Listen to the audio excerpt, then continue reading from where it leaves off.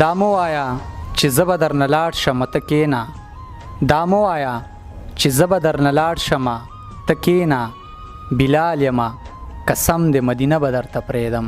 سلامونه او نیکې هیلې احترامات مې ومنئ ملګرو، ستاسو ادبي ملګری صالح نادان یم او یو ځل بیا تاسو سره په عیني خپرونه کې حاضر یم. په دې هیله یم، په دې تمه یم چې روغ جوړ به او د صحت په جامه به مینوالو د نور کله په شانن هم را سره یو میلمه ناستی کوي. میلمه څوک دی؟ میلمه یو ښه شاعر دی، یو ډېر تکړه شاعر دی. زه به دا ووایم چې هیڅ هم د چا نه پټ نه دی، هیڅ د تعارف محتاج نه دی، د یو ځانګړي اسلوب ساختن دی. ډېر محترم او ډېر ښاغلی محمد ګل منصور صاحب را سره نن په خپرونه کې ناستی کې راځئ چې ډېر په مینه او په احترام باندې ورته هرکلی او ستړي مشي ووایو.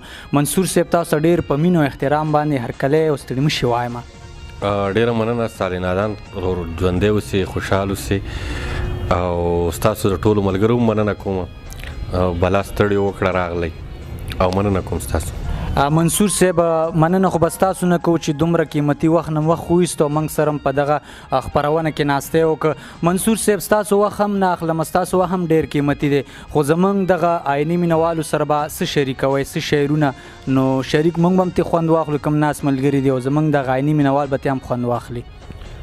بس دا یو کلام درته ویم چې زما مرګ هم یو ناترسه انسان را نوستو، چې زما مرګ هم یو ناترسه انسان را نوستو، نو کوم یو ارمانو چې مال ارمان را نوستو. ډېر ښه. د هغې پېغلې مراد وشو که مایوسه شوله، د هغې پېغلې مراد وشو که مایوسه شوله، بلا موده وشوه پیریانې په ځان را نوستو. د ښار میلمانه بیا لکه راغلي چې وي، د ښار میلمانه بیا لکه راغلي چې وي، نن خپل ساده بابا حجرې ته دې خان را نوستو. او بوتان دې څله ماتول زما د زړه د کعبې، بوتان دې څله ماتول زما د زړه د کعبې چې دې تر اوسه ورته یو مسلمان را نوستو. بوتان دې څله ماتول زما د زړه د کعبې چې دې تر اوسه ورته یو مسلمان را نوستو. زما په چغو د وطن ظلمو کار ونه ساتو، زما په چغو د وطن ظلمو کار ونه ساتو، لکه چې نوح خپلې کښتۍ ته کنعان را نوستو. او تاله به هم ستا د ځوانۍ ارمان درغلی خو وي، تاله به هم ستا د ځوانۍ ارمان درغلی خو وي، نن چې ته راغلی په منصور دې لړزان را نوستو. او یو غزل به درته تاله به هم ستا د ځوانۍ ارمان درغلی خو وي، نن چې ته راغلی په منصور دې لړزان را نوستو. او یو دوه شعر ورته نور ویم چې جانانه ستا د لارې اندازه ورپکې نه وه، خاموش یم جانانه ستا د لارې اندازه ورپکې نه وه، ژوند ډېر خو دومره ساسره ورپکې نه وه، یو داسې چاله تلی وم چې هغسې پاګل یم، یو داسې مونځ مې وکړه چې سجده ورپکې نه وه،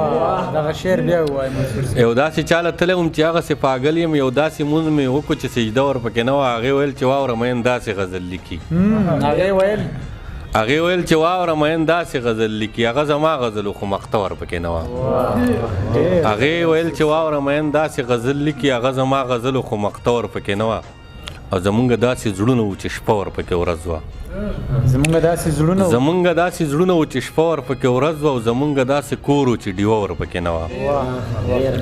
دا ستا د بېلتانه په غږ یې وورختی نه شوه، دا ستا د بېلتانه په غږ یې وورختی نه شوه، او ما هره نشه وکړه خو نشه ورپکې نه وه.